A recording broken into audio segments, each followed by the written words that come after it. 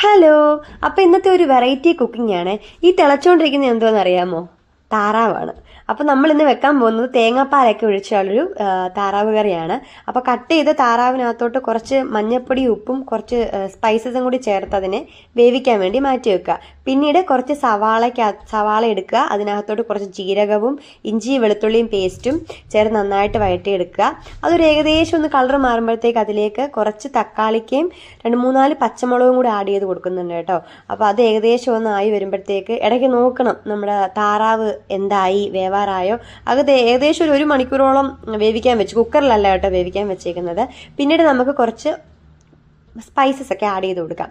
മല്ലിപ്പൊടി, മഞ്ഞൾപ്പൊടി, പിന്നെ ഗരം മസാല, കുറച്ച് കുരുമുളക് പൊടി, കുറച്ച് ജീരകപ്പൊടിയും കൂടെ ആഡ് ചെയ്ത് അതിൻ്റെ അപ്പോൾ ഇത്രയും പൊടികളൊക്കെ ആഡ് ചെയ്തിട്ട് നന്നായിട്ട് മിക്സ് ചെയ്തെടുക്കുക. അത് ഇതേപോലെ കുറച്ചൊരു പാത്രത്തിലോട്ട് മാറ്റുന്നുണ്ട്. ബാക്കി വന്നത് നമ്മൾ വേവിക്കാൻ വെച്ച താറാവിൻ്റെ ആ ഒരു മിക്സിലോട്ട് ആഡ് ചെയ്തിട്ട് നന്നായിട്ട് അതിനെ മിക്സ് ചെയ്തെടുക്കുക. പിന്നീട് നമ്മൾ ഈ മാറ്റി വെച്ചേക്കുന്ന ആ ഒരു സവാള വഴറ്റിയത് തേങ്ങാപ്പാലൊക്കെ ചേർത്ത് മിക്സിയുടെ ജാറിലിട്ടൊന്ന് നന്നായിട്ട് ബ്ലെൻഡ് ചെയ്തെടുക്കുന്നുണ്ട്. അപ്പം നമ്മുടെ കറിക്ക് ഒരു ചെറിയൊരു കുറുകിയൊരു കൺസിസ്റ്റൻസി ഒക്കെ ഉണ്ടാവും.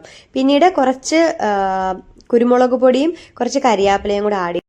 അപ്പോൾ കറിവേപ്പിലയും കൂടെ ആഡ് ചെയ്ത് കൊടുത്തിട്ടുണ്ട്. ഇത് ഏകദേശം ഒന്ന് വെന്ത് വന്നിട്ടുണ്ട്. അപ്പോൾ ലാസ്റ്റ് നമുക്ക് താളിച്ചൊഴിക്കണമല്ലോ, അതിനുവേണ്ടി കുറച്ച് ഓയില്, പിന്നീട് കുറച്ച് കടുക്, ഒരിത്തിരി ജീരകവും വറ്റൽമുളകും, ഇതിലേക്ക് പിന്നെ കുറച്ച് ഗരം മസാലയും കൂടെ ആഡ് ചെയ്യുന്നുണ്ട് കേട്ടോ.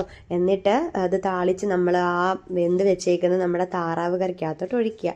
നല്ല സൂപ്പർ ടേസ്റ്റ് ആയിരുന്നു. അപ്പോൾ ടേസ്റ്റി ആയിട്ടുള്ള തേങ്ങാപ്പാൽ ഒഴിച്ച താറാവ് കറി റെഡി ആയിട്ടുണ്ട്. Thanks for watching.